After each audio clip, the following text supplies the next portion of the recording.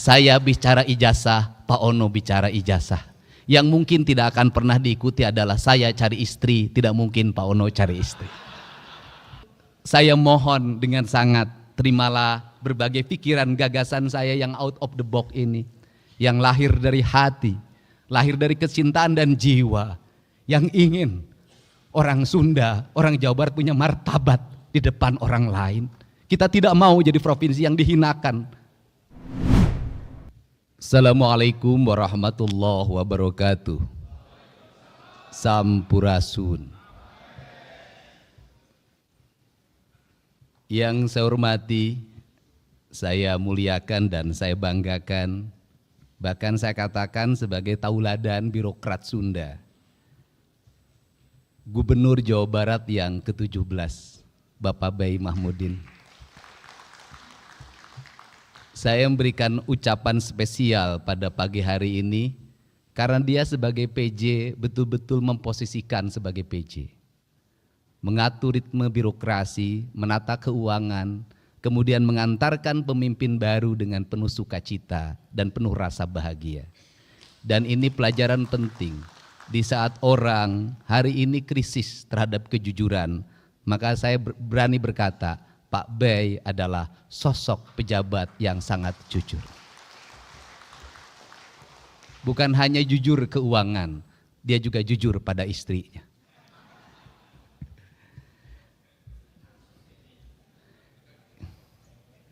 Yang saya hormati Saudara Wakil Gubernur Jawa Barat, yang saya hormati Ketua DPRD Provinsi Jawa Barat, saya lebih menyebutnya dalam keseharian Kang Buki Wibawa. Dia memiliki kewibawaan bukan hanya di kantor, dimanapun dia tetap berwibawa. Para wakil ketua, ada Kang Iwan Suryawan, ada Kang M.Ki Iswara, ada Mas Ono Surono karena emas, beda dan termasuk orang yang sangat kaya. Karena mungkin lebih dari 80 kg kekayaan emas murninya. Karena kita harus menghormati wilayah, karena wilayah Indramayu itu kebudayaannya, kebudayaan Cirebonan, Jawa dan Sunda. Kemudian ada Kang Acep Jamaludin, kalau ini murni orang Sunda kelihatan. Yang saya hormati Bapak Pangdam 3 Siliwangi, asli orang Sunda. Yang saya hormati Bapak Kapolda Jabar, asli juga orang Tasik. Kemudian yang mewakili Kepala Kejaksaan Tinggi Jawa Barat, kemudian Ketua Pengadilan Tinggi Jawa Barat, kemudian juga yang mewakili Kapolda Metro Jaya, saya ucapkan terima kasih karena wilayah kita termasuk di dalamnya ada Kota Bekasi, Kabupaten Bekasi dan Kota Depok, itu adalah wilayahnya Polda Metro Jaya. Yang saya hormati Sekretaris Daerah dan seluruh perangkat pemerintah daerah Provinsi Jawa Barat. Yang saya banggakan kawan-kawan saya, para ketua komisi, wakil ketua komisi, para anggota komisi, para ketua Banggar, wakil ketua Banggar, para ketua badan musyawarah, wakil ketua badan musyawarah, mudah-mudahan istilahnya belum berubah karena saya pernah menjadi anggota DPRD Kabupaten Purwakarta, ketua komisi E, pernah menjadi wakil ketua komisi 4 DPR RI bareng dengan Pak Ono Surono, dan dulu direncanakan mau satu pasangan, ternyata nasib yang mengatakan berbeda. Tetapi saya tahu Pak Ono masih sangat mencintai saya hari ini. Bisa terbukti dari postingan-postingan di media sosialnya. Saya bicara ijazah, Pak Ono bicara ijazah. Yang mungkin tidak akan pernah diikuti adalah saya cari istri, tidak mungkin Pak Ono cari istri. Para tamu undangan, hadirin yang berbahagia, hari ini juga yang berbahagia bukan hanya Gubernur Jawa Barat, tetapi juga para bupati dan wali kota. Mudah-mudahan hadir di sini. Saya mulai dari ujung selatan, wali kota Banjar kalau ada berdiri. Kemudian Bupati Pangandaran kalau ada berdiri, ada. Kemudian Bupati Ciamis, Wali Kota Tasik,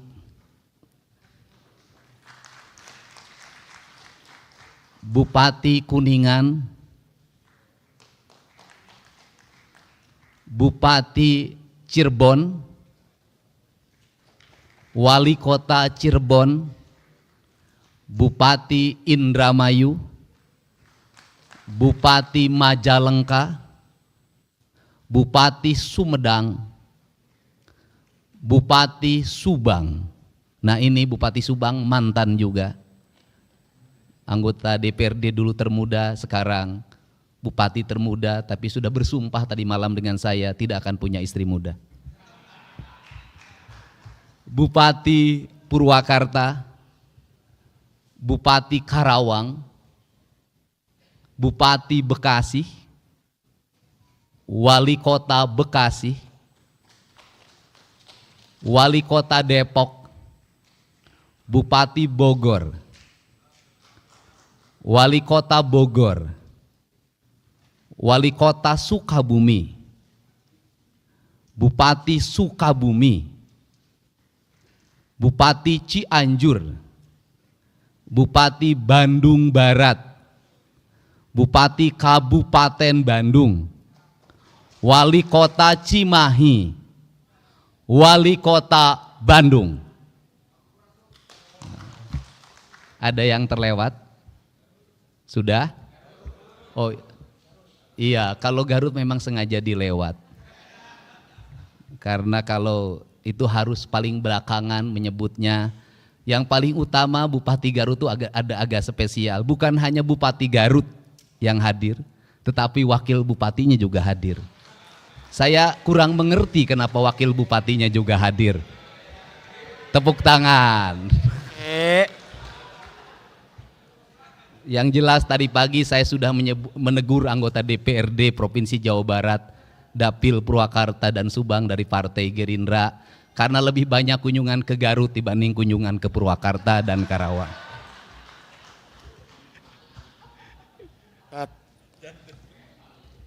Bapak dan Ibu yang saya hormati, bahwa ritual pemilihan gubernur bukan hanya sekedar seremoni demokrasi yang menghabiskan anggaran triliunan dalam setiap tahun. Tetapi yang lebih esensi dari itu adalah membangun komitmen bersama bahwa bangsa ini bisa membuka ruang demokrasi yang terbuka, dipilih oleh seluruh rakyatnya yang memenuhi batasan usia undang-undang, dan Jawa Barat adalah tingkat pemilih tertinggi di Indonesia. Dalam tingkat pemilih tertinggi di Indonesia itu, kita mampu menyelenggarakan demokrasi dengan baik. Demokrasi yang mengedepankan semangat silih asa, silih asuh dan silih asi. Itu dibuktikan dengan tidak adanya gugatan di Mahkamah Konstitusi. Untuk itu saya mengucapkan terima kasih kepada pasangan calon gubernur Jawa Barat. Yang pertama pasangan Kiai Haji Adang, pasangan Pak Ahmad Saihu, dan pasangan Pak JJ, yang telah membuka ruang demokrasi dengan kebersihan hatinya. Demokrasi bisa berjalan dengan baik dan memberikan ketauladanan bagi kita semua. Dan paling penting adalah demokrasi harus melahirkan kesejahteraan publik. Kesejahteraan publik itu tercantum dalam logonya pemerintah Provinsi Jawa Barat, Gemah Ripah Repeh Rapi. Gemah Ripah Repeh Rapi adalah kemanunggalan prinsip-prinsip dasar kehidupan yang dalam ajaran Sunda ada tujuan utama dalam hidup, yaitu mewujudkan manusia Pancawaluya. Manusia Pancawaluya adalah manusia yang cager, manusia yang bager, manusia yang benar, manusia yang pinter, dan manusia yang singer. Pancawaluya mengajarkan bagaimana pembangunan harus disusun berdasarkan sistematika kerangka dasar sebagai tahapan yang disebut dengan gerbang Pancaniti. Dalam tahapan itu yang pertama adalah manusia cager, artinya bahwa kesehatan warga adalah fondamen utama dalam kehidupan kita, maka pembangunan harus mengarah pada upaya membangun kesehatan. Maka kesehatan memiliki dua variabel. Yang pertama adalah pencegahan, yang kedua adalah pengobatan. Kerangka berpikir kita hari ini teracuni oleh kerangka berpikir materialisme, di mana kesehatan selalu dipahami dengan obat-obatan. Kesehatan selalu dipahami dengan alat kesehatan. Kesehatan selalu dipahami dengan rumah sakit. Kesehatan selalu dipahami dengan dokter yang memberikan resep, dokter yang mengoperasi. Seluruh kerangka itu, kalau terus-terusan itu menjadi tujuan utama dalam pembangunan, sampai dunia ini berakhir, kesehatan tidak akan pernah selesai. Kenapa? Kesehatannya bukan berbasis membangun manusia yang sehat, tetapi berbasis proyek kesehatan, berbasis bisnis kesehatan. Kalau kesehatan sudah menjadi proyek kesehatan dan bisnis kesehatan, maka Pancasila yang kita agung-agungkan sudah terdegradasi dalam materialisme, di mana manusia boleh mengeksploitasi orang lain demi kapitalisasi yang dimilikinya, di mana manusia boleh memiskinkan orang lain demi perusahaannya mendapat keuntungan. Kalau kita konsisten pada konsep Pancasila, kalau pada konsep silih asa, silih asi, silih asuh, maka kesehatan bukan hanya pengobatan, tapi kesehatan membangun manusia yang sehat, dimulai dari pola hidup yang sehat. Maka pola hidup yang sehat harus dimulai dari mana? Negara harus berkomitmen untuk menciptakan iklim yang sehat, membangun tata ruang yang baik, menjaga mata air, menjaga aliran air, menjaga sanitasi lingkungan, menjaga udaranya, menjaga seluruh alam semestanya dengan konsep papat kalima pancer, dengan konsep tritangtu di buana yang sering saya sampaikan dalam debat-debat terbuka. Karena itulah yang diajarkan oleh leluhur kita, sehingga ketika saya mengatakan bahwa pembangunan di Jawa Barat itu harus kembali pada pembangunan yang berdasarkan asas-asas ajaran leluhur, sesungguhnya bukan klinik, sesungguhnya bukan mistik, tetapi sesungguhnya sebuah pengetahuan metafisika, sebuah pengetahuan tentang alam raya, tentang manusia membangun hubungan dengan alam dan seluruh semestanya, yang disebut dengan kemanunggalan. Itulah konsep asasi tentang jati diri bangsa yang sebenarnya. Untuk itu turunannya seperti apa? Maka turunannya gunung kudu awian, lengkop kudu balongan, lebak kudu sawahan. Maka merawat alam, membubarkan berbagai bentuk perangkat perusakan terhadap alam adalah komitmen terhadap alam, dan ujungnya adalah komitmen terhadap Tuhan, komitmen terhadap Allah Subhanahu wa Ta'ala. Bagi saya tidak berarti penyembahannya pada Allah kalau tangannya mengeruk kekayaan alam, menghancurkan ekosistem, menghancurkan ekologi, membuat kerusakan bagi orang lain, melahirkan penderitaan bagi orang lain. Bagi saya bertuhannya adalah bertuhan kebohongan. Karena itu komitmennya harus bersama. Maka dalam komitmen bersama itu tadi ditandatangani, saya menyebutnya itu disebut dengan gerakan manunggal. Hanya manusia yang manunggalah dia akan sehat. Hanya manusia yang manunggalah dia akan sejahtera. Dan hanya manusia manunggalah dia adalah manusia yang menyatu dengan seluruh alamnya. Dan kelak ketika dia meninggal, dia akan kembali pada kesucian dirinya, kembali pada Allah sang pemilik dan maha suci dalam hidupnya. Perspektif itulah yang harus dibangun dalam kerangka berpikir ideologi pembangunan. Untuk itu, dari sekarang saya minta seluruh konsepsi pembangunan di Jawa Barat harus berdasarkan asas kesehatan. Kir mobil harus asasnya kesehatan. Menjaga keselamatan penumpangnya, menjaga keselamatan sopirnya, usia kendaraannya bukan hanya memenuhi perangkat administratif. IMB rumah harus memenuhi asas kesehatan. Pembangunan bangunan harus memenuhi asas kesehatan. Maka kesehatan adalah piranti rekomendasi bagi seluruh kebijakan pembangunan. Tidak boleh pembangunan bertentangan dengan prinsip-prinsip dasar kesehatan. Kemudian yang kedua adalah upaya kita melakukan pengobatan. Maka seluruh perangkat pemerintah harus segera mengalokasikan pembiayaan, menyediakan puskesmas pembantu di tingkat desa dengan kekuatan layanan yang memadai. menyediakan puskesmas di tingkat kecamatan yang rawat inap dengan kerangka layanan yang memadai, memberikan rumah sakit layanan di setiap kabupaten kota, di mana satu rumah sakit di kabupaten kota yang satu memiliki spesialisi penyakit yang A, yang rumah sakit kabupaten lain yang B, yang kabupaten yang lain yang C. Maka yang disebut dengan pembangunan aglomerasi wilayah, saya menyebutnya dengan pembangunan wilayah kebudayaan. Dulu pemerintah kolonial menyebutnya ekskersidenan, maka di ekskersidenan itulah harus tumbuh rumah sakit kabupaten kota yang satu sama lainnya saling mengisi, yang satu unggul di paru-paru, yang lain unggul di kanker, yang lain unggul di bedah saraf. Maka investasi negara, investasi pemerintah provinsi harus mengarah pada itu. Apa yang menjadi kebutuhan publik, maka awal yang harus dilakukan adalah membuat audit kesehatan bagi seluruh warga Jabar, sehingga kita tidak salah dalam merencanakan alat kesehatan, tidak salah dalam membeli obat. Untuk apa? Agar sesuai dengan culture-nya. Apa yang terjadi di Jawa Barat hari ini, ketika orang Garut dipatok ular, maka serumnya tidak ada di puskesmas. Untuk itu harus diidentifikasi secara ekologi. Di desa ini ular apa? Kalau mematuk petani, mematuk nelayan, mematuk buruh tani, maka kita harus sudah siap. Maka di desanya sudah ada serum bisa anti ular.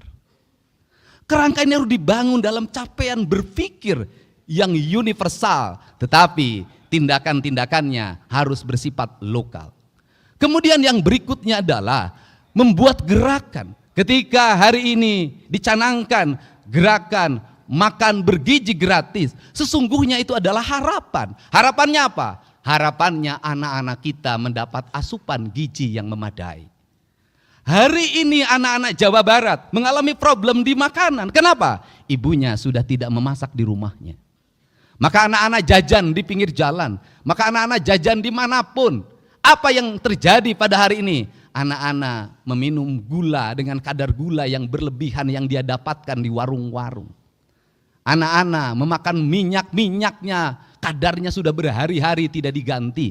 Apa yang terjadi? Tingkat kesehatan derajat anak-anak menurun. Ketika tingkat derajat kesehatan anak-anak menurun, maka rumah sakit penuh dengan anak-anak, puskesmas penuh dengan anak-anak, maka kos pemerintah dihabiskan untuk biaya berobat. Padahal biaya berobat jauh lebih mahal dibanding dengan kita mencegah dari pengobatan.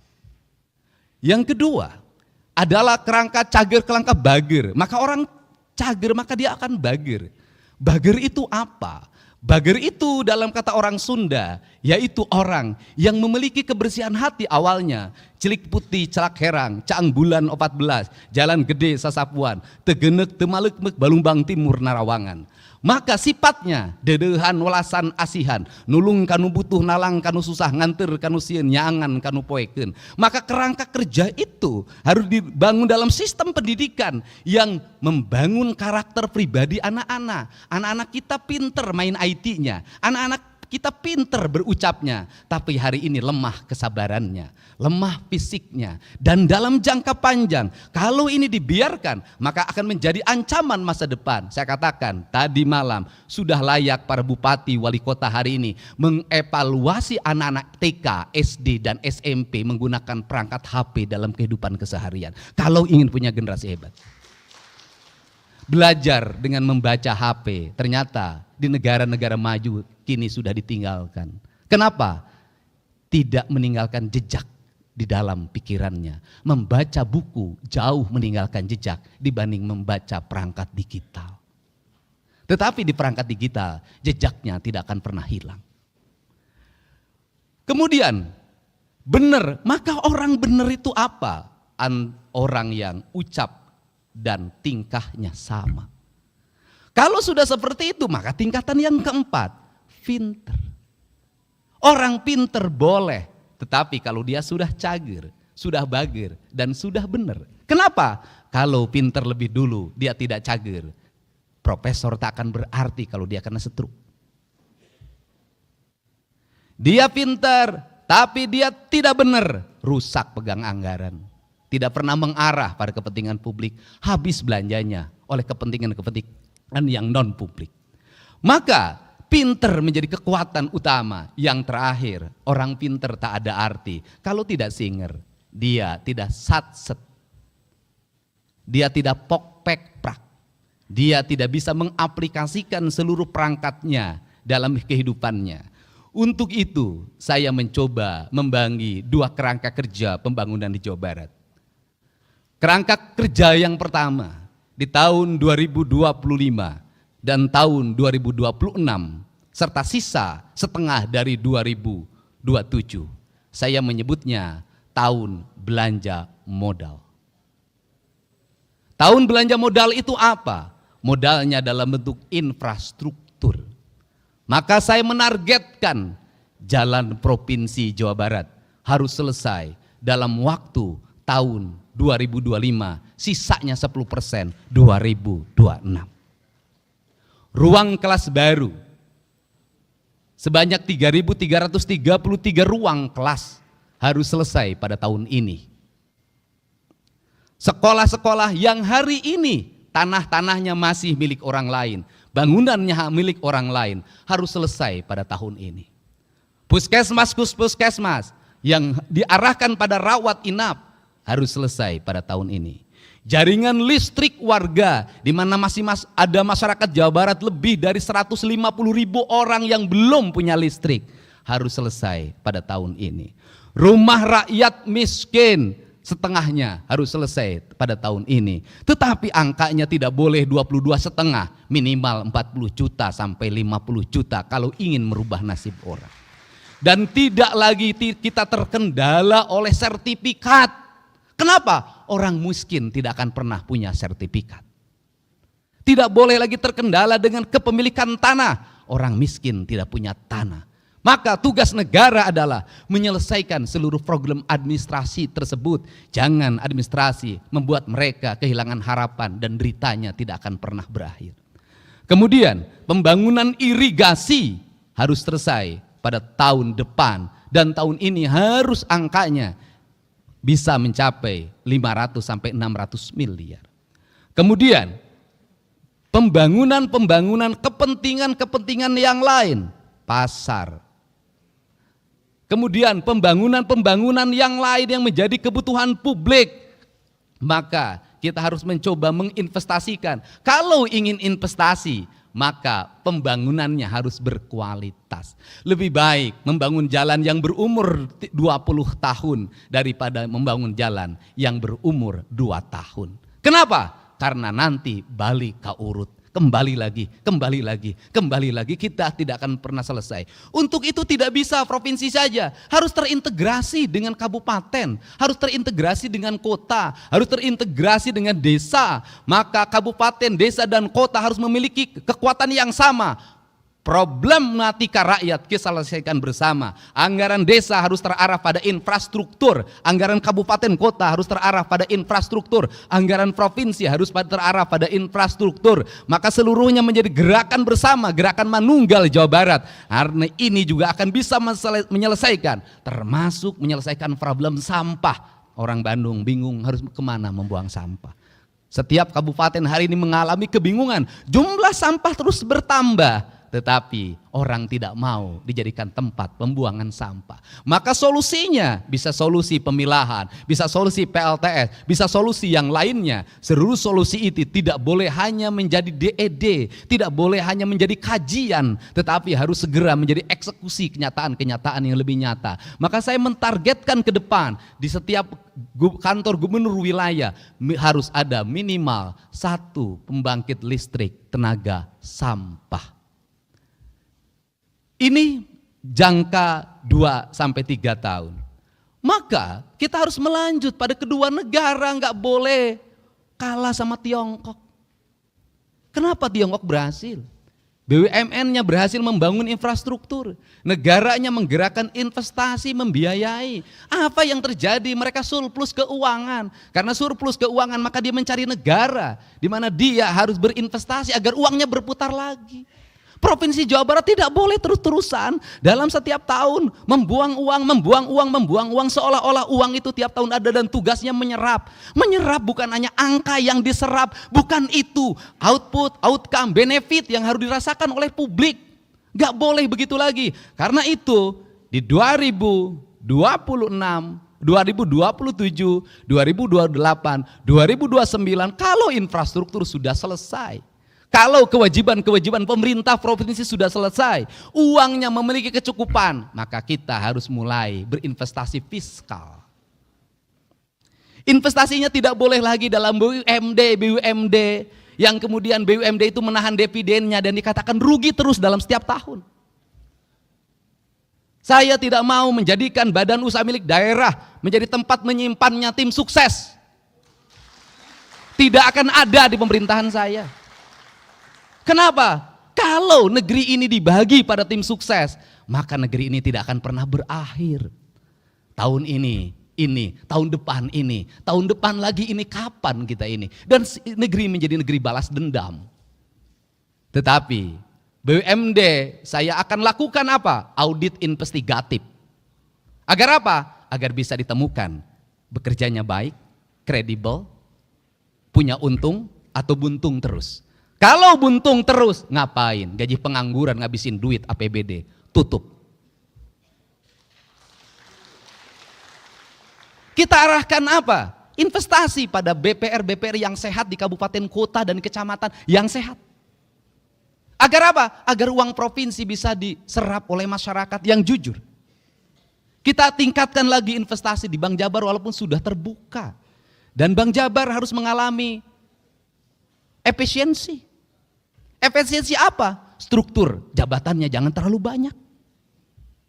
Jumlahnya sedikitkan. Untuk apa? Karena Bank Jabar itu nggak usah pakai struktur banyak juga sudah untung. Pelanggannya ASN, anggota DPRD, bupati dan wali kota, termasuk mungkin saya nanti. Nah, kenapa? Kalau seperti itu, maka kalau jumlahnya sedikit, untuk apa? Agar dia dividennya tinggi. Kalau dividennya tinggi, belanjakan untuk kepentingan publik lagi. Kalau kemudian punya CSR, jangan disembunyikan, umumin berapa CSR-nya.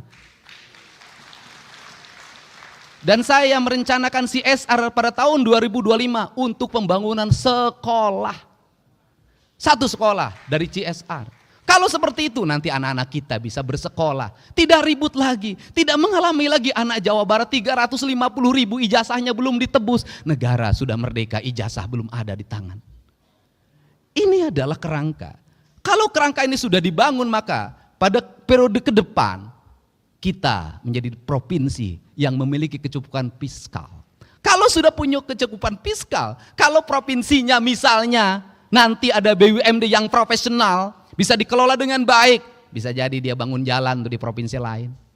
Bisa jadi dia bikin stasiun kereta api di posisi lain. Bisa jadi dia bangun apa di provinsi lain. Kenapa? Duitnya menyebar ke tempat lain. Kita punya kecukupan. Dari kecukupan itu apa yang akan terserap? Orang Jawa Barat nanti kerja di Kalimantan, membawa investasi provinsinya. Orang Jawa Barat kerja di Sumatera, membawa investasi provinsinya. Penduduk bukan terbalik, orang lain yang kerja di Jawa Barat. Karena kekurangan tenaga profesional. Untuk itu beasiswa pendidikan hari ini adalah beasiswa pendidikan investasi. Diarahkan untuk siapa? Anak-anak Jawa Barat yang memiliki kualifikasi kecerdasan tingkat tinggi. Agar dia menjadi penggerak ekonomi. Agar melahirkan engineer-engineer baru yang bisa menggerakkan mesin produksi di seluruh industri. Ini akan dibangun. Tetapi mesin produksi, industri, investasi harus dilindungi oleh siapa? Oleh negara. Oleh siapa? TNI, Polri, Kejaksaan, dan peradilan pada akhirnya. Untuk apa? Agar mereka tidak ngeluh-ngeluh. Pengusaha ini sudah capek dan lelah. Dia harus bayar pajak. Kadang-kadang dipajakin. Setelah itu dia harus bayar. Apalagi desa ngajuin proposal, kecamatan proposal, ormas proposal. Tidak dikasih, di demo. Padahal mereka sudah bayar pajak, sudah menyerap tenaga kerja. Kita harus membuat mereka menjadi nyaman. Kalau tidak ada investasi, rakyat Jabar mau kerja di mana? Yang tukang nasi goreng nggak akan laku. Untuk itu maka saya berani mengalokasikan pembiayaan dari provinsi untuk apa? Membangun ketenangan dan ketertiban di masyarakat Jawa Barat. Harga ketenangan ketertiban itu mahal. Betapa kita tidak bersedih tukang jagung dari kota Tasik Digebuk jam 3 subuh pakai gear yang patah tangannya. Dari patah dia 2 yang dia alami. 1 tidak punya untuk berobat ke rumah sakit. Karena BPJS-nya tidak bisa memberikan perlindungan bagi korban kekerasan atau korban pidana. Yang kedua, kehilangan mata pencaharian selama 6 bulan ke depan karena tangannya patah. Rakyat negara harus hadir, tidak boleh lagi terjadi seperti ini. Dan saya, pemerintah Provinsi Jawa Barat, bersedia mengeluarkan uang berapapun demi ketenangan rakyat Jawa Barat. Ini yang dikeluarkan. Kerangka dasar inilah yang harus dibuat ke depan. Kalau sudah seperti itu, gemah ripah repeh rapi, rakyatnya merasa nyaman, sakit, negara hadir mengobati. Di jalan dia dilindungi, kemudian anaknya sekolahnya dijamin oleh negara. Pekerjaannya tersedia, maka dia akan hidup di alam Jabar yang disebutnya alam surga.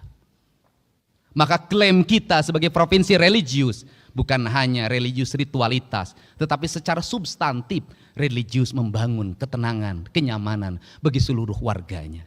Inilah kerangka pikir kita tentang pembangunan.